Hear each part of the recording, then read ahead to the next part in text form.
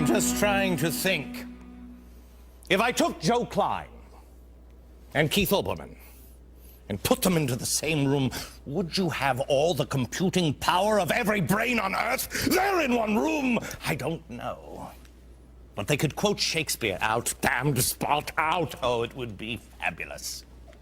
Now, tomorrow is the State of the Union speech, and I'm so excited. I think America is waiting to see which approach the president take. Will he admit his mistakes, like everyone demanded George Bush do for so long, and now they seem to be over that? Or is he going to play the blame game? I'm going to take the blame game for 500, Alex. This president just can't take blame for anything. As a recovering alcoholic, may I say I recognize denial. He's suffered a few losses in New Jersey and Virginia. He's lost Ted Kennedy's seat, and that's a big seat. Then, as an alcoholic, he kind of is, I mean, what is this? It's like coming to in a bathroom on the floor, naked, for like the 15th day in a row. And they're like, what, I don't have a problem. I have vomit on my lip. That's what that's like. Plus, Republicans now have a good shot at winning Obama's, Biden's, Reid's, and Dodd's Senate seat. Yeah. That's the next step in alcoholism. That's like an alcoholic with whiskey shooting out of their pores and still saying, what? So I got whiskey shooting out of my pores. What? I got it under control. It's that damn George Bush, I'll tell you that right now. You see, the White House now has blamed Bush at least 7 times since yesterday. It's really what progressives do. I want to play a, come with me, I'm going to love this. I want to play a new game called Compare and Contrast. Yeah, I got to play Richard Dawson. I wish I had somebody here to kiss. Let's start with Hugo Chavez in Venezuela. Here he is. He has managed to stay in power since 1998, and he's done it because he's a good man. He's got the progressive, revolutionary blueprint. He's following it. Remember, game, compare, and contrast. Saw something from Rochdale Research. This is how they describe Chavez. He says he constantly attacks the money classes, charging them with creating the nation's problems. In doing so, he keeps the population in a constant state of anger over the fact that they have to suffer now due to the actions of the rich and those people over there who were once powerful. Come on, let's get them. Then he acts by penalizing the rich, by taking their wealth, taking their businesses, demanding that the masses must be paid. Every dime these people stole, he will return. Got it? Remember, every dime they stole, he will return. He constantly attacks the right of opposition to dissent. He argues that people must be quiet. So, got it? There's a failure. Then he assigns blame. Then he punishes those people. And anybody who disagrees, he silences dissent. Chavez comes into power and he starts implementing socialist programs, trade restrictions, current restrictions.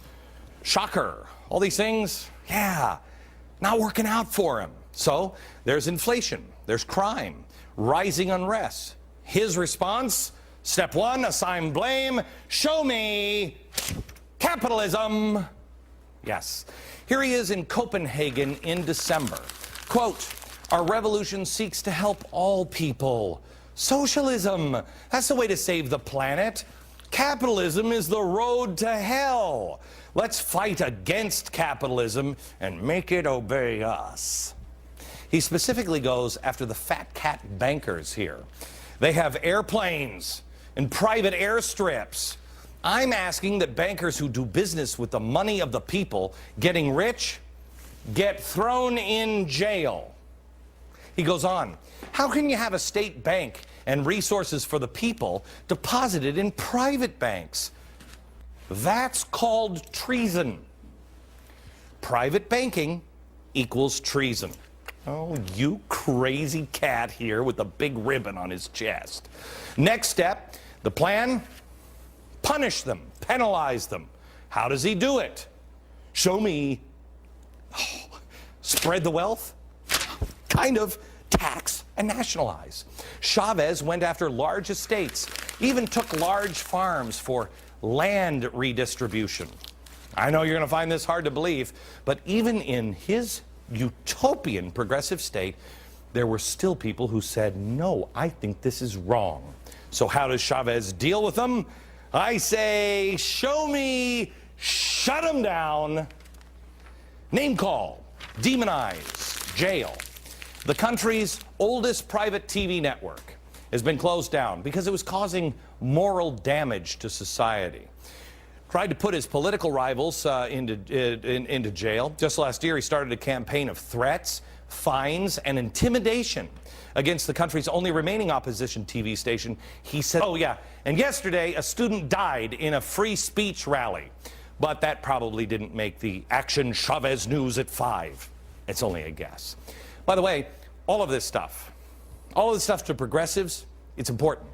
Because Chavez has done great things. I've heard it from every Hollywood celebrity. In fact, your new FCC diversity czar, he's commenting here on the incredible revolution. Watch this, and the correction. In Venezuela, Chavez really had an incredible revolution, democratic revolution. Hey, correction. An incredible revolution, a democratic revolution. I'll explain that in a later show. Chavez Venezuela sounds wonderful, but remember the game, compare and contrast. Got it? Policies fail. Assign the blame, punish them, silence dissent. Let's go over here. Compare and contrast. Obama's policies. The stimulus, 75% say it's failure, didn't work. Unemployment, double digits. Healthcare out. Cap and trade out. You got it. Obama, who's he going to blame? Is he going to blame himself? We got to assign the blame. Show me capitalism. Fat cats. I did not run for office to be helping out a bunch of fat cat bankers on Wall Street. My commitment is to recover every single dime the American people are owed. I refuse to let America go back to the culture of irresponsibility and greed that made it possible. Back to an economy with soaring CEO salaries and shrinking middle-class incomes. Just like Chavez, except Obama replaces capitalists with fat cats. But it's the same thing. People making more money than they need. Okay, so we know who the enemy is, right? Now, punish them. So what do we do with them? We tax them. We semi-nationalize them. We take over GM and say to the bondholders, screw you. This is the deal you're getting. Chavez took their land and gave it to other people. He socialized the evil banks, the oil industry, even the cement industry. Obama and Congress. And I think when you spread the wealth around, it's good for everybody. This liberal will be all about socializing. You said too much. Will be about. Watch him. Watch him. Basically taking over and the government running all of your companies. We know that the free market is nonsense. We know that the whole point is to game the system. No, it's not. We know this is largely about power, that it's an adults-only, no-limit game. We kind of agree with Mao that political power comes largely from the barrel of a gun. Do we? I don't. So let's try out the Chavez thing, because that's working out well for Venezuela. And for those dissenters here like me, oh, well, we're not being jailed, right? But they're name-calling and they're demonizing. They're doing everything they can, just like Chavez is.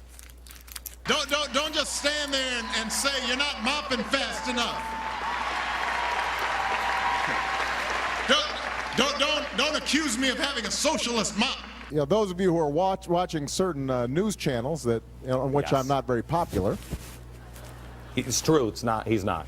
And you see folks waving tea bags around. A lot of their news programming, it's really not news. It's pushing a point of view. And the bigger thing is that other news organizations like yours ought not to treat them that way. Isolate us. Remember the pattern. Failure, assign the blame, punish them, silence dissent. I mean, that silencing dissent, that should bother at least the old-timey Americans. If you remember history, in the words of George Washington, may I remember the words of George Washington. If men are to be precluded from offering their sentiments on a matter, in other words, you got to be able to say it. If you're cut out of the system, which may involve the most serious and alarming consequences that can invite the consideration of mankind. Reason is of no use. The freedom of speech may be taken away, and dumb and silent we may be led like sheep to the slaughter. He's only the guy on the bill that's worth very little. George Washington. But, as Newsweek told us, we're all socialists now, and maybe we are. Maybe we're just too dumb, according to Time magazine, to know what we should be for. Oh, but they'll tell us.